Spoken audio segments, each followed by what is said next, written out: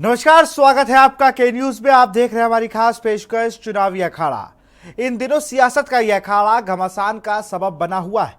मौसम के तल्ख तेवरों के साथ ही सियासी पारा भी चढ़ता जा रहा है। फिलहाल आज हम आपके लिए लाए हैं अलग अलग लोकसभा सीटों की ताजा और गर्मा गर्म चुनावी चर्चा। इस कार्यक्रम में हम बात करेंगे चुनावी रणनीति, राजनीतिक दलों की चुनौती और जनता जनार्दन की अपने नेताओं से उम्मीदों की। तो देखिए हमारा खास कार्यक्रम चुनावी अखाड़ा। लोकसभा चुनाव के 5वें चरण का मतदान यूपी की 14 लोकसभा सीटों पर सोमवार को हो गया।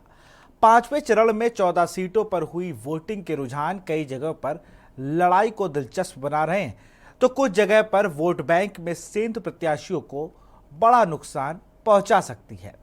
हालांकि यह केवल कयास ही है, परिणाम आने के बाद ही पूरी तस्वीर साफ हो पाएगी। इस रिपोर्ट को देखिए। 5वें चरण में यूपी में क्या रहे समीकरण।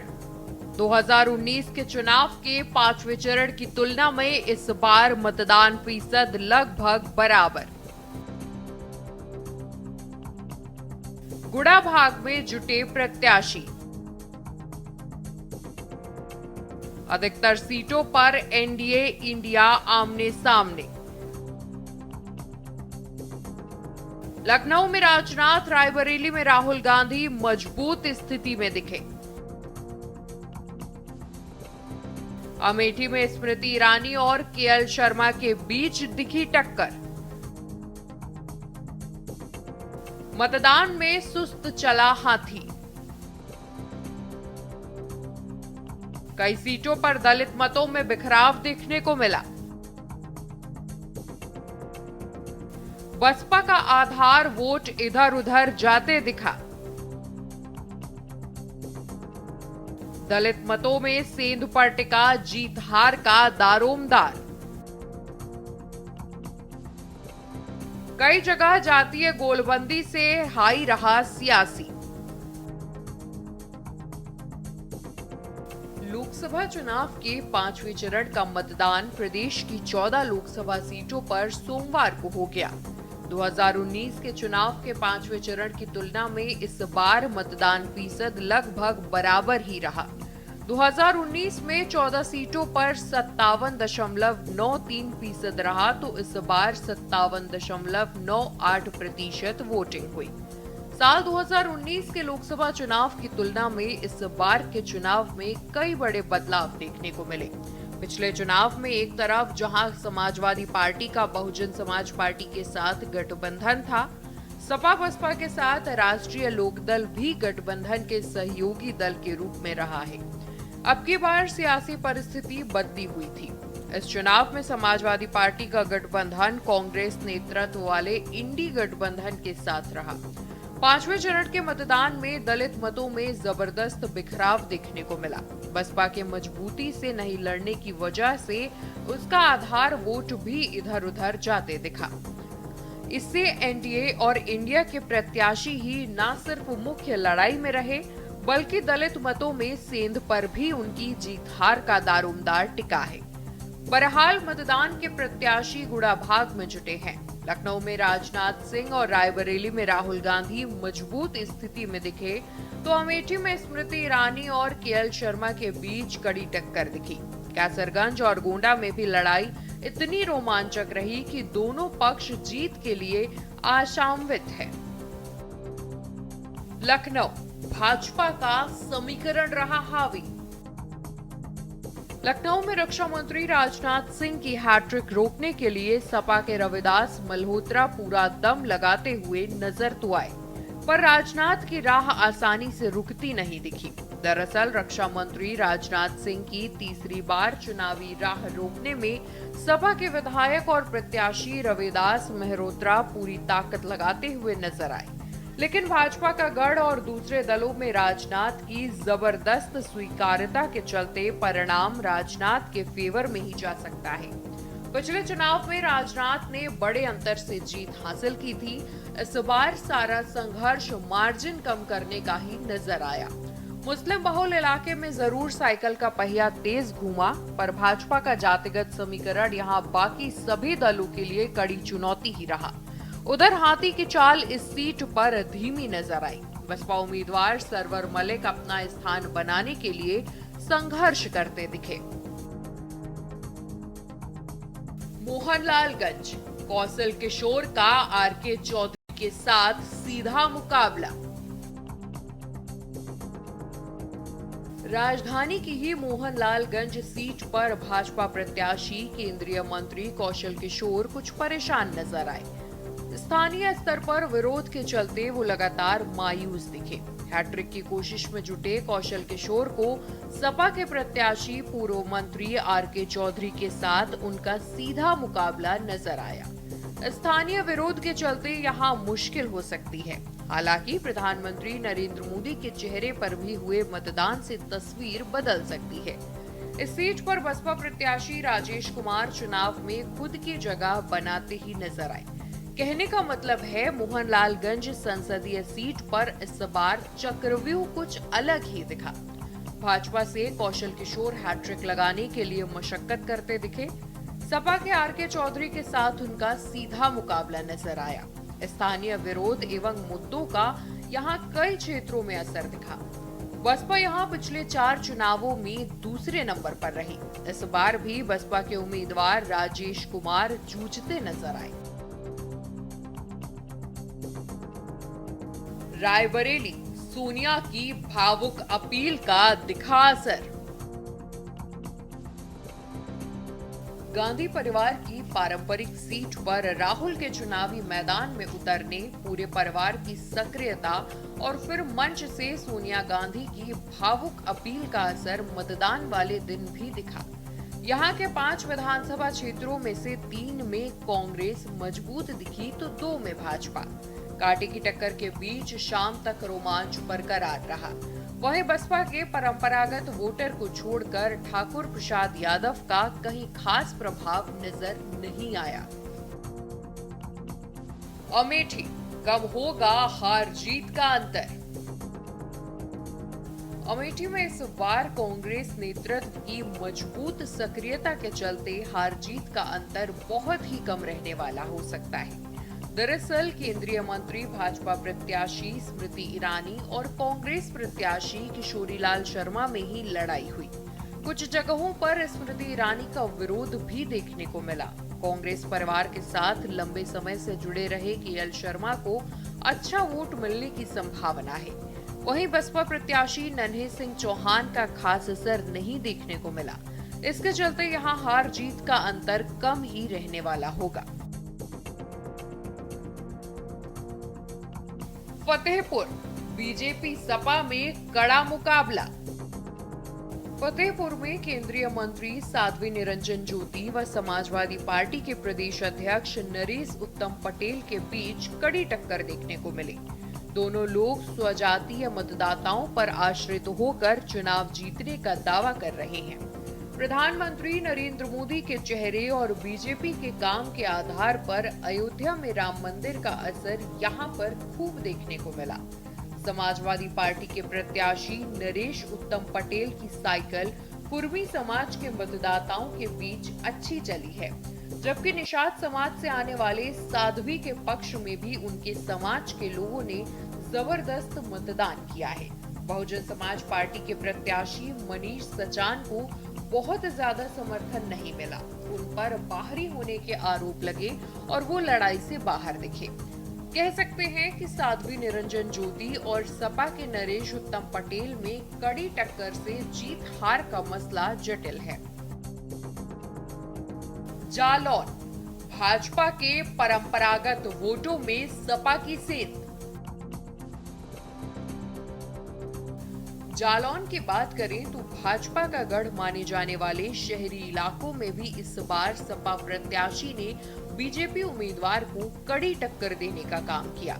जालौन में भाजपा के सांसद व केंद्रीय राज्य मंत्री भानु प्रताप वर्मा की प्रतिष्ठा दांव पर है। यहाँ सपा गठबंधन प्रत्याशी नारायण दास अहिरवार से उनका सीधा मुकाबला है। बसपा प्रत्याशी सुरेश चंद्र गौतम अनुसूचित जाति बहुल सीट से होने के बावजूद टक्कर देते नजर नहीं आए। भाजपा का गढ़ माने जाने वाले शहरी इलाकों में भी इस बार इंडी गठबंधन टक्कर देता नजर आया। 2019 के लोकसभा चुनाव में कांग्रेस ने बीजेपी को 13 सीटों पर हराया। 13 में से 8 सीटों पर भाजपा ने जीत हासिल की। 2 सीटों पर कांग्रेस ने जीत हासिल की। 2 सीटों पर भाजपा ने जीत हासिल की। नजर आया। हमीरपुर, दलीय दायरा तोड़कर दलितों ने किया मतदान। राम मंदिर, हिंदुत्व और राशन योजना का कितना असर होता है, ये देखने वाली बात होगी। इस सीट पर सपा के अजेंद्र सिंह लोधी और भाजपा के पुष्पेंद्र सिंह चंदेल के बीच सीधी टक्कर दिखी। भाजपा का परंपरागत लोधी वोट इस बार खिसकता दिखा, वहीं बसपा का काडर वोट का भी रुख सपा और भाजपा की ओर दिखा। कैसरगंज, भाजपा को मिली चुनौती। कैसरगंज लोकसभा सीट पर इस बार ब्रजभूषण शरण सिंह के खुद चुनाव मैदान में न होने की वजह से भारतीय जनता पार्टी को यहां समाजवादी पार्टी के प्रत्याशी भगत राम मिश्रा से कड़ी टक्कर मिली है। महिला रेसलर विवाद, सांसद ब्रजभूषण पर आरोप तय होने और फिर उनके बेटे करण भूषण को टिकट देने के बाद चर्चा में आई कैसरगंज लोकसभा सीट पर सुबह से ही गजब का उत्साह दिखा। शाम तक यहां मतदान का सिलसिला बरकरार रहा। भाजपा की सपा कांग्रेस गठबंधन के भगत राम मिश्र से यहां सीधी लड़ाई दिखी। गोंडा, भीतरघात ने बढ़ाई चिंता। गोंडा लोकसभा सीट पर भी भाजपा व इंडी गठबंधन के बीच जबरदस्त लड़ाई देखने को मिली। यहां से बीजेपी प्रत्याशी कीर्तिवर्धन सिंह अंतिम समय में अपने पक्ष में माहौल बनाने में जुटे रहे। वहीं समाजवादी पार्टी की युवा प्रत्याशी श्रेया वर्मा को ओबीसी समाज के मतदाताओं ने खूब पसंद किया, ऐसा अनुमान है। हालांकि गोंडा सीट पर भीतरघात ने सबको चिंतित कर दिया। बहुजन समाज पार्टी के उम्मीदवार सौरभ कुमार यहां अपने काडर वोट बैंक को संभालने में जुटे। मुख्य लड़ाई यहां सपा और भाजपा प्रत्याशी के बीच देखने को मिली। भाजपा व सपा प्रत्याशियों ने दलित समाज के वोटरों में खूब सेंध करने का काम किया। भाजपा व सपा में सीधी टक्कर रही। हालांकि भीतरघात ने सबकी चिंताएं बढ़ाए रखी। बसपा के सौरभ यहां अपने काडर वोट को संभालने में जुटे रहे। इसके बाद भी भाजपा व सपा ने दलितों में अच्छी खासी सेंध लगा ली। बाराबंकी, बसपा के वोटों में बिखराव, बीजेपी कांग्रेस में टक्कर। बाराबंकी लोकसभा सीट पर इस बार मतदाताओं ने जमकर वोट किया। 5वें चरण की 14 लोकसभा सीटों पर सबसे ज्यादा मतदान बाराबंकी में ही हुआ। बाराबंकी में सबसे अधिक 67.10% मतदान के साथ सभी सीटों पर सबसे आगे रहा। सांसद वीडियो प्रकरण से चर्चा में आई सुरक्षित संसदीय सीट पर भाजपा की राजरानी रावत व कांग्रेस प्रत्याशी तनुज पुनिया के बीच सीधा मुकाबला रहा। बसपा प्रत्याशी शिव कुमार दोहरे के आधार वोट में ही बिखराव दिखा। इसका सीधा लाभ कांग्रेस को होता दिखा। फैजाबाद, राम के भरोसे होगा बेड़ा पार। फैजाबाद लोकसभा सीट पर राम मंदिर का असर देखने को मिला। यहां भारतीय जनता पार्टी के प्रत्याशी लल्लू सिंह हैट्रिक लगाने की कोशिशों में जुटे रहे, जबकि उनका मुकाबला समाजवादी पार्टी के वरिष्ठ नेता अवधेश प्रसाद से रहा। जातिगत समीकरणों से मुकाबला रोचक रहा, लेकिन राम मंदिर निर्माण के बाद भव्य पूजन का असर मतदाताओं पर हावी रहा। मतदान के दौरान सपा और भाजपा प्रत्याशी के पक्ष में दिलचस्प मुकाबला देखने को मिला। बहुजन समाज पार्टी ने यहां से सच्चिदानंद पांडे को प्रत्याशी घोषित किया था, जिन्होंने अपने स्वजाति मतदाताओं को साधने की कोशिश की। यहां जातीय समीकरणों से मुकाबला रोचक रहा। मतदान के दौरान भी रोमांच बरकरार रहा। बसपा से पहली बार मैदान में उतरे सच्चिदानंद पांडे जातीय और आधार मतदाताओं को साधने की कोशिश करते रहे। बांदा, ब्राह्मण फैक्टर पर पूरा दारोमदार। बांदा लोकसभा सीट पर मुख्य लड़ाई में यहां समाजवादी पार्टी के प्रत्याशी कृष्णा पटेल व भाजपा उम्मीदवार आरके सिंह पटेल के बीच देखने को मिला। इस बार ब्राह्मण मतदाता चुप होकर मतदान किए हैं।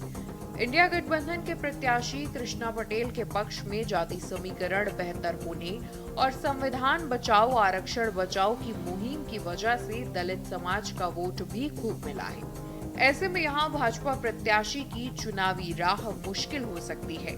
हालांकि पीएम मोदी के बड़े चेहरे व हिंदुत्व जैसे विषयों ने भी भाजपा प्रत्याशी को जीत के लिए आश्वस्त कर रखा है। माना जा रहा था कि बसपा से मयंक द्विवेदी के मैदान में होने से ब्राह्मण मतदाताओं का रुझान उनकी तरफ दिख सकता है, पर ऐसा हुआ नहीं। कौशाम्बी, भाजपा सपा के बीच दिखी सीधी टक्कर। इस सुरक्षित सीट पर भाजपा के विनोद सोनकर व सपा के पुष्पेंद्र सरोज के बीच कड़ा मुकाबला दिखा। मतदान में जातिवाद का मुद्दा हावी रहा। यादव, मुस्लिम और पासी के गठजोड़ से साइकिल की रफ्तार भरती दिखी। उधर कुंडा बाबागंज विधानसभा क्षेत्र में राजा भैया के समर्थकों का झुकाव सपा की ओर दिखा। झांसी, भाजपा के मजबूत इलाकों में शाम तक रही रौनक। झांसी लोकसभा सीट पर भारतीय जनता पार्टी के प्रत्याशी अनुराग शर्मा और कांग्रेस प्रत्याशी पूर्व केंद्रीय मंत्री प्रदीप जैन आदित्य के बीच लड़ाई होती हुई नजर आई। भाजपा के मजबूत इलाकों में से एक झांसी में इस बार भी बीजेपी के पक्ष में मतदान होता हुआ नजर आया, जबकि मुस्लिम मतदाता भी मतदान को लेकर जागरूक नजर आए। इंडिया गठबंधन के प्रत्याशी प्रदीप जैन आदित्य के पक्ष में भी माहौल नजर आया। बहुजन समाजवादी पार्टी के प्रत्याशी रवि प्रकाश कुशवाहा के अपने समाज के बीच भी अच्छी पकड़ नहीं होने से चुनाव बीजेपी और कांग्रेस के बीच ही होता हुआ नजर आया। भाजपा के मजबूत इलाकों में जहां शाम तक रौनक दिखाई दी, वहीं मुस्लिम मतदाता भी मतदान को लेकर उत्साही नजर आए।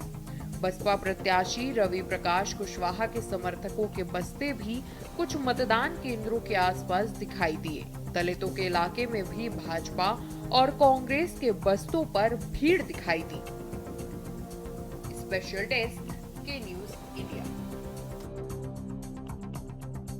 यह रुकते एक छोटे से ब्रेक के लिए। देख रहे हैं के न्यूज, खबरों का सारथी।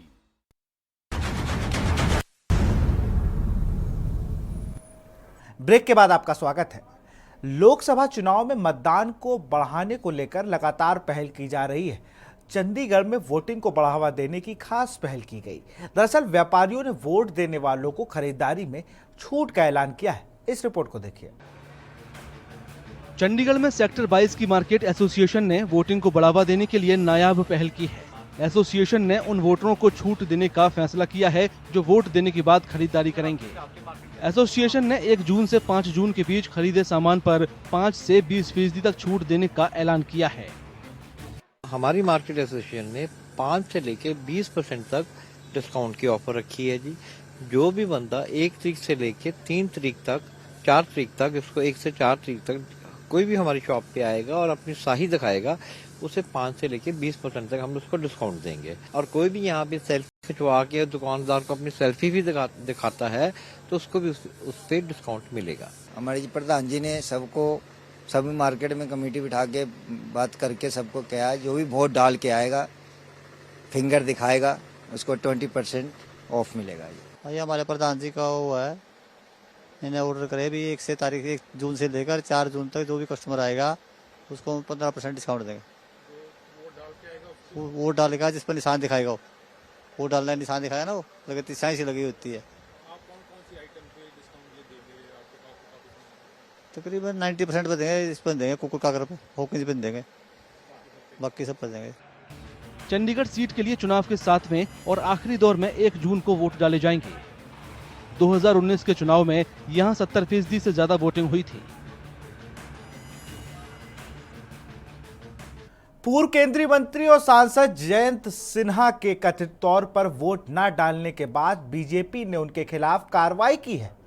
पार्टी ने उनके खिलाफ कारण बताओ नोटिस जारी किया है, जिससे दावा किया जाता है कि जब से मनीष जायसवाल को झारखंड की हजारीबाग सीट से उम्मीदवार घोषित किया गया है, तब से वो संगठनात्मक कार्य और चुनाव प्रचार में हिस्सा लेने से बचते नजर आ रहे हैं। बता दें कि जयंत सिन्हा ने मार्च में लोकसभा चुनाव नहीं लड़ने की इच्छा व्यक्त की थी। वह हजारीबाग सीट से मौजूदा सांसद हैं। इस रिपोर्ट को देखिए। मुश्किलों में सांसद जयंत सिन्हा को बीजेपी ने दिया नोटिस। सिन्हा को कारण बताओ नोटिस। पार्टी ने 2 दिन में मांगा जवाब। ना वोट डाला और ना ही किया प्रचार। सिन्हा ने पार्टी के संगठनात्मक कामों में भी नहीं लिया हिस्सा। हजारीबाग सीट से सांसद हैं जयंत सिन्हा। पहले टिकट बंटवारे के बीच जयंत सिन्हा का बीजेपी आला कमान से चुनावी राजनीति से मुक्त करने का अनुरोध, फिर उनके बेटे आशीर का पिछले दिनों कांग्रेस का दामन थामना, कई ऐसे कारण रहे जिससे उनकी बीजेपी से नाराजगी के संकेत मिलते रहे हैं। आपको बता दें कि चुनाव में जब से हजारीबाग सीट से पार्टी ने मनीष जायसवाल को प्रत्याशी घोषित किया है, तब से आप न तो चुनाव प्रचार और न ही संगठनात्मक कार्यों में रुचि ले रहे थे। बहरहाल उनके रवैये से पार्टी की छवि धूमिल हुई है। पूर्व केंद्रीय मंत्री जयंत सिन्हा की हजारीबाग लोकसभा सीट से मनीष जायसवाल को उम्मीदवार घोषित किए जाने के बाद जयंत की बेरुखी बढ़ती चली गई।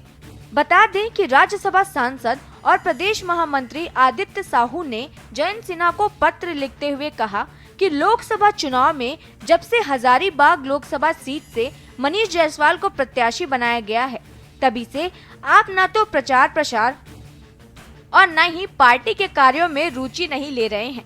इसके साथ साथ आपने मतदान भी नहीं किया। उन्होंने लिखा, आपके पास ऐसे रवैये से पार्टी की छवि धूमिल हुई है। आदित्य साहू ने जयंत सिन्हा के इस रवैये पर 2 दिनों में स्पष्टीकरण मांगा है। आपको बता दें कि बीजेपी में जब टिकट बंटवारे की घोषणा होने वाली थी, उससे कुछ समय पहले ही जयंत सिन्हा ने पार्टी आला कमान से उन्हें चुनाव राजनीति से मुक्त करने का अनुरोध किया था। 2 मार्च को सिन्हा ने ट्वीट करते हुए लिखा, वह आर्थिक और शासन के मुद्दों पर पार्टी के साथ काम करना जारी रखेंगे और अपने प्रयासों को भारत और दुनिया भर में वैश्विक जलवायु परिवर्तन से निपटने पर केंद्रित करना चाहते हैं। पार्टी ने उनकी इसी बात को स्वीकार किया और मनीष जायसवाल को हजारीबाग से उम्मीदवार बनाया। हालांकि ये बात भी कही जा रही थी कि उन्हें अपने टिकट कटने का अंदेशा हो गया था, इसीलिए उन्होंने पहले ही पल्ला झाड़ लिया था। स्पेशल डेस्क के न्यूज इंडिया। तो फिलहाल चुनावी अखाड़े में इतना ही। देखते रहिए के न्यूज इंडिया। नमस्कार।